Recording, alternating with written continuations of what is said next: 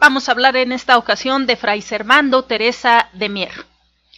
Fue el padre Teresa de Mier uno de los personajes más pintorescos de nuestra historia, un luchador incansable por la independencia de México, enemigo acérrimo de la Inquisición a pesar de ser fraile y político de altos vuelos, que se opuso al Congreso Constituyente de 1824 y a la adaptación de la Constitución federalista de ese año,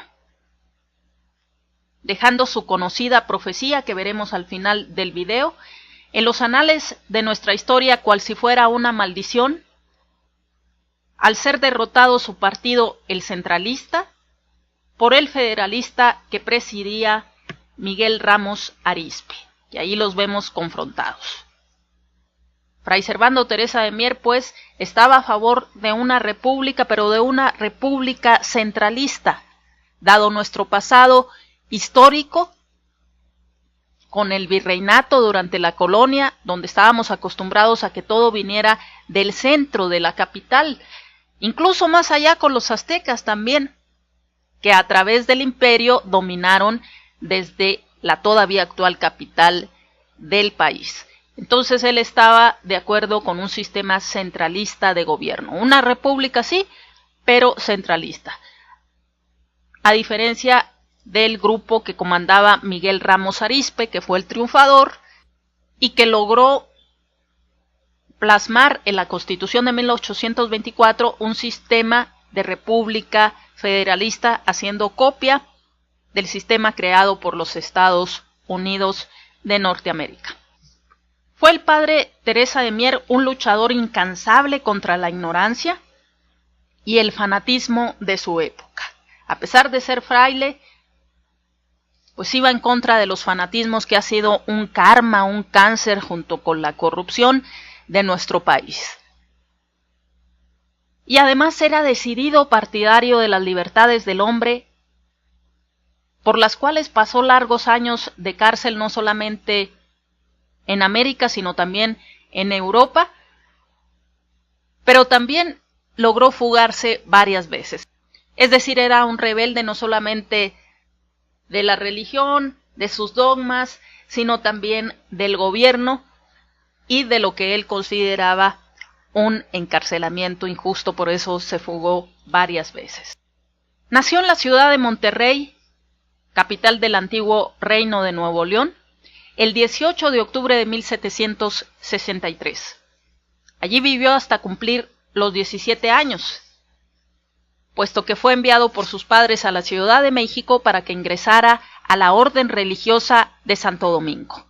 Fue pues un fraile dominico.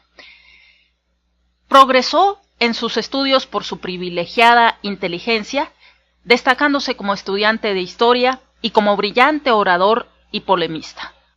Ya siendo fraile dominico, se dedicó con entusiasmo a predicar en diferentes templos de la capital, ganando fama de erudito y convirtiéndose en el orador sagrado más eminente de la colonia, hasta el extremo de ser el elegido para los sermones principales en días de grandes celebraciones. Así, el 8 de diciembre de 1794, con motivo de honras fúnebres a la memoria del conquistador de México Hernán Cortés, pronunció una pieza oratoria que le valió felicitaciones generales y que hizo que las autoridades del ayuntamiento lo comisionaran para que, 4 días después, se encargara de pronunciar en el santuario de Guadalupe la oración que recordara la tradición del Tepeyac.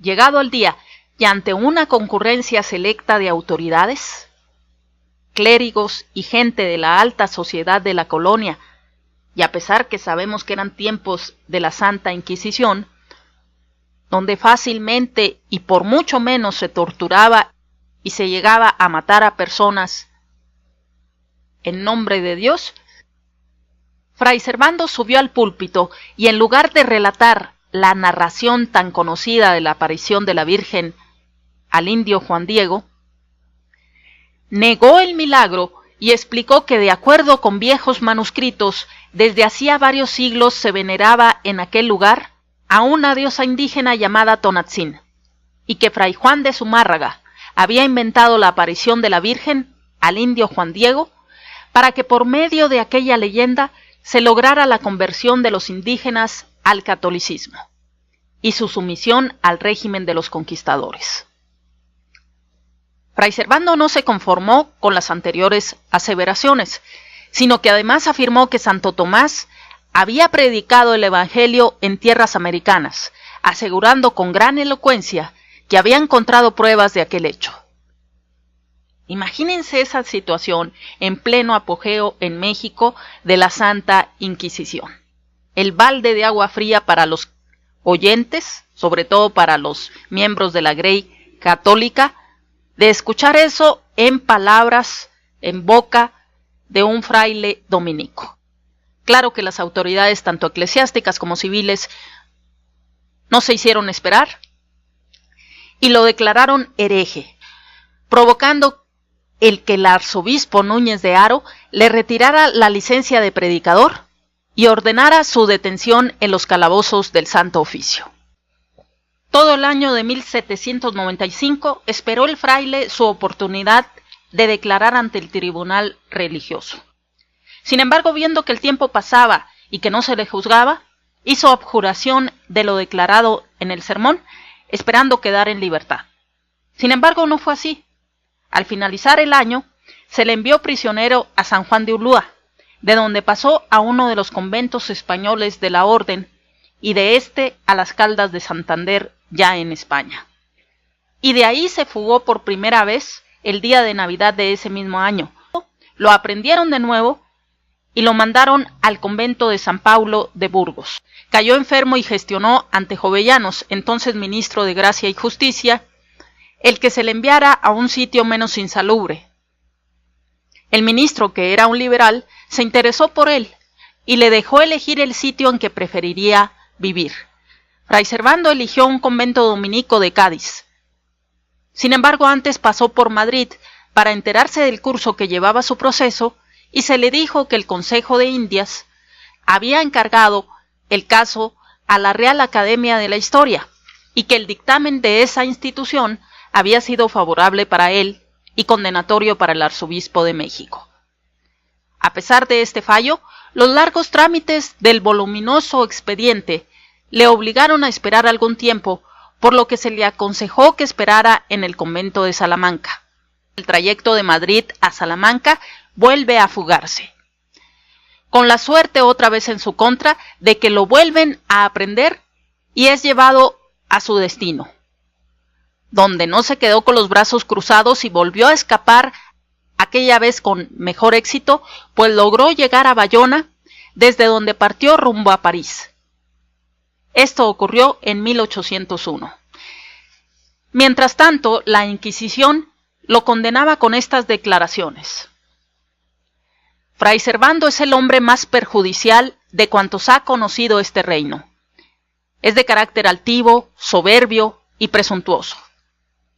En otro párrafo del mismo escrito, los inquisidores se expresaban así: su corazón está tan corrompido que, lejos de haber manifestado en el tiempo de su prisión alguna variación de sus ideas, no hemos recibido sino pruebas constantes de una lastimosa obstinación. Aún conserva ánimo reflexivo y un espíritu tranquilo y superior a su desgracia. En una palabra, este religioso aborrece de corazón al rey, lo mismo que a las cortes y a todo gobierno legítimo. Ya en Francia declaró su anhelo de libertad para México y durante el año que vivió en París se dedicó a publicar artículos proclamando la independencia de la náhuac. Vivió en París con pobreza, de lo poco que le producía la traducción de obras editadas en Francia, en Italia y España. Durante su estancia en París, Fray Servando sostuvo grandes polémicas con rabinos que, halagados por su talento y sabiduría, le ofrecieron en matrimonio a una bella y rica judía, que él, por su calidad de sacerdote, rechazó. Un año más tarde, en 1802, Fray Servando Teresa de Mier se traslada a Roma y comienza a tramitar sus asuntos clericales, obteniendo después de largo plazo la secularización. Garantizada ya su inmunidad, regresa a España en 1803, Sin embargo, al desembarcar, vuelven a detenerlo y se le da como prisión el asilo de Toribios, en Sevilla.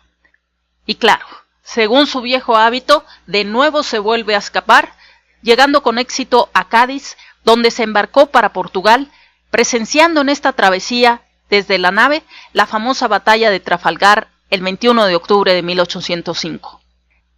Ya en Portugal, permaneció hasta 1808, año en que se inició la Guerra de Independencia Española, y como hombre liberal vio una oportunidad para colaborar con el gobierno de Cádiz, y regresó a España, siendo aceptado como capellán en el Batallón de Voluntarios de Valencia.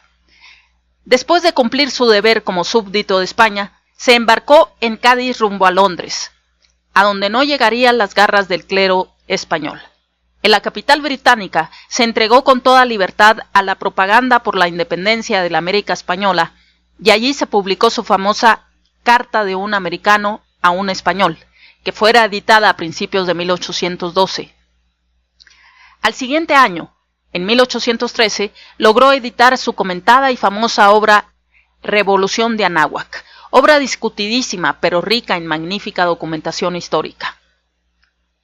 En Londres mejoró su economía y en 1814 partió rumbo a París, donde conoció al historiador Lucas Alamán, al que le unió a partir de entonces una estrecha amistad. Ambos planearon la forma práctica de ayudar al caudillo de entonces, que era Morelos. Volvió a Londres y conoció a Francisco Javier Mina y a un norteamericano, el general Winfield Scott, que se encontraba allí incorporando a la embajada de su nación ante el rey de Inglaterra. Scott les proporcionó cartas de recomendación para un comerciante paisano suyo de nombre Dennis Smith, que vivía en Baltimore y que podría ayudarlos a él y a Mina en su proyecto de volver a México para incorporarse a la guerra. Mina, que era español, masón y gran propugnador de los postulados de la Revolución Francesa, se creía en el deber de luchar no solo contra el reaccionario Fernando VII, monarca español, sino contra las formas caducas de la monarquía. Con la ayuda de algunos mexicanos residentes en Londres, amantes de la causa de la independencia y la colaboración del gobierno inglés, Fray Servando y Mina obtuvieron una pequeña nave, reunieron a 30 oficiales de ideas masónicas, españoles, italianos e ingleses, y salieron del puerto de Liverpool el 15 de mayo de 1816, llegando a las costas de Norfolk, en Virginia, Estados Unidos, el 30 de junio de ese mismo año. Mina permaneció allí mientras Fray Servando iba a Baltimore para presentar la carta de recomendación de Scott y pedir la ayuda al comerciante Smith. Este, unido con otros industriales y comerciantes, facilitaron los medios necesarios para lanzarse en la lucha por la independencia de México. Se reunió Mina con el padre Mier en Baltimore y juntos hicieron los preparativos. Compraron otras naves y reunieron además a 250 oficiales y sargentos filibusteros que habían servido en la guerra napoleónica. Entre ellos había gran número de norteamericanos, alemanes y de otras nacionalidades, deseosos de hacer fortuna, pero sin ideales de ninguna clase.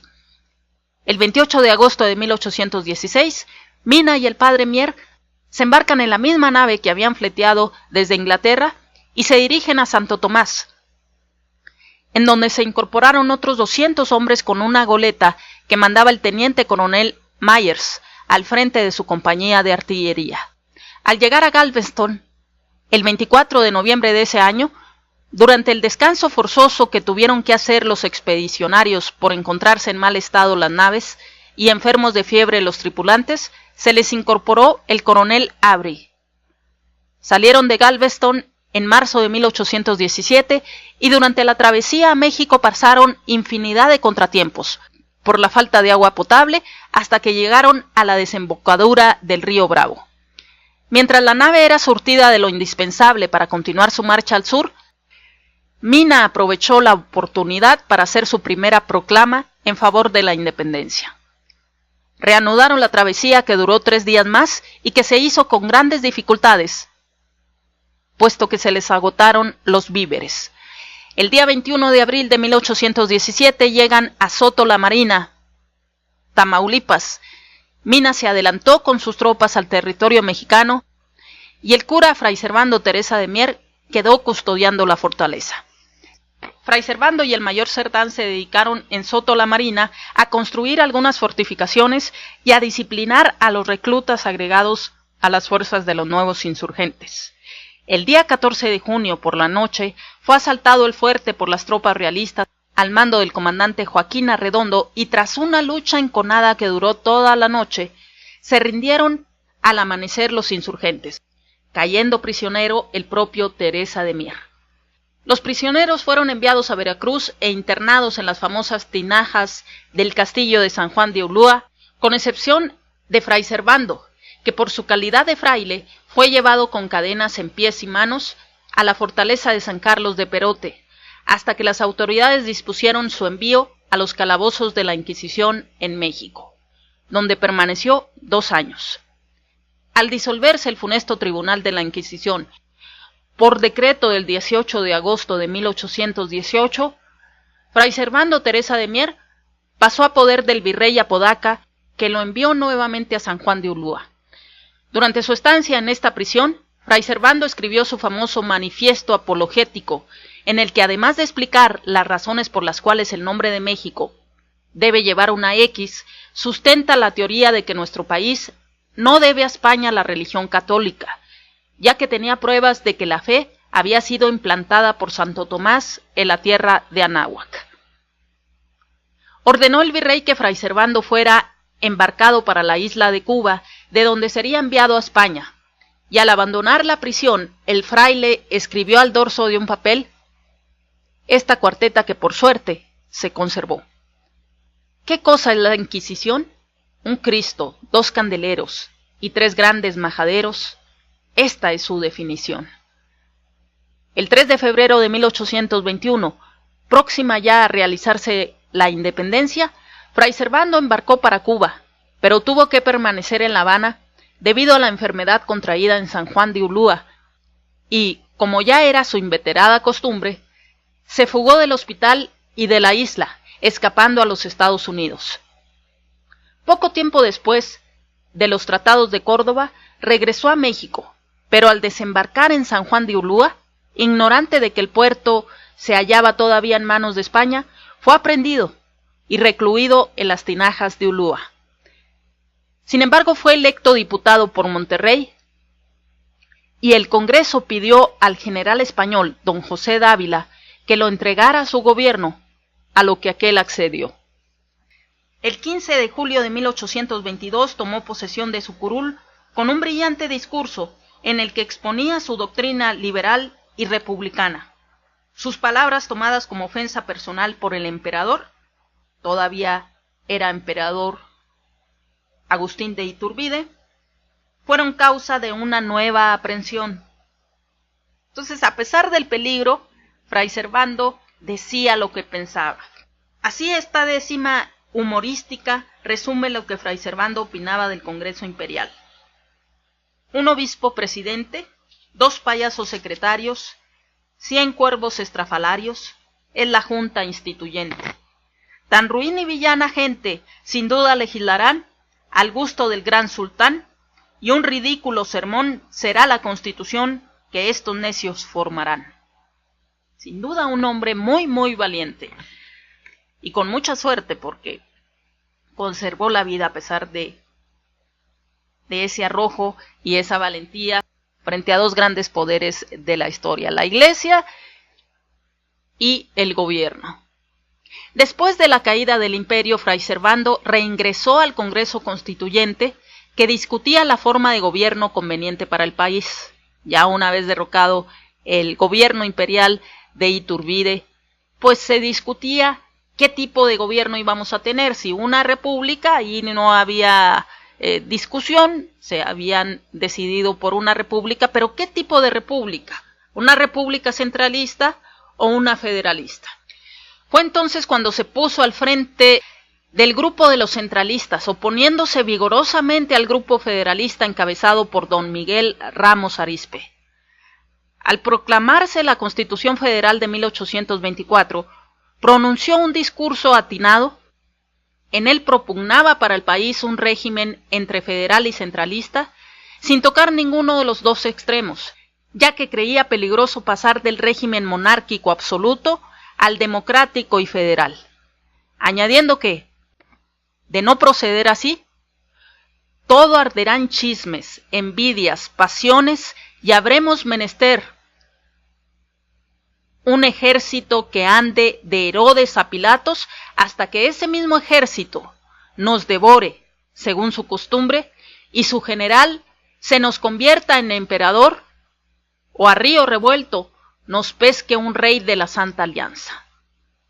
Este fue parte de su discurso, que pareció una maldición para México y su futuro inmediato. Sin embargo, nadie escuchó las palabras del doctor Servando Teresa de Mier, título que prefería al de Fray. Y la Constitución Federal de la República fue proclamada el 4 de octubre de 1824. Después de sufrir esa derrota, se retiró de la vida pública, siendo presidente don Guadalupe Victoria. Al segundo Congreso de la República no quiso pertenecer, pero aquel cuerpo legislativo, en atención a sus muchos méritos, le concedió una pensión de 3,000 pesos anuales, y el presidente Victoria, que sentía por él una entrañable amistad, lo alojó en una habitación del propio Palacio Nacional. Alcanzó Teresa de Mier la edad de 64 años.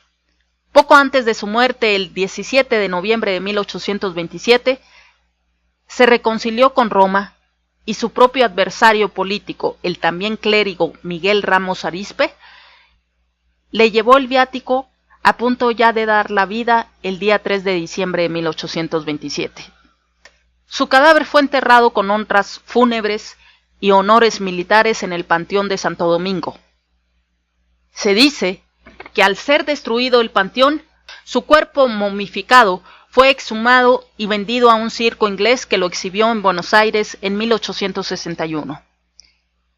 Vendido a un nuevo circo, este lo exhibió en Bélgica como víctima de la Inquisición.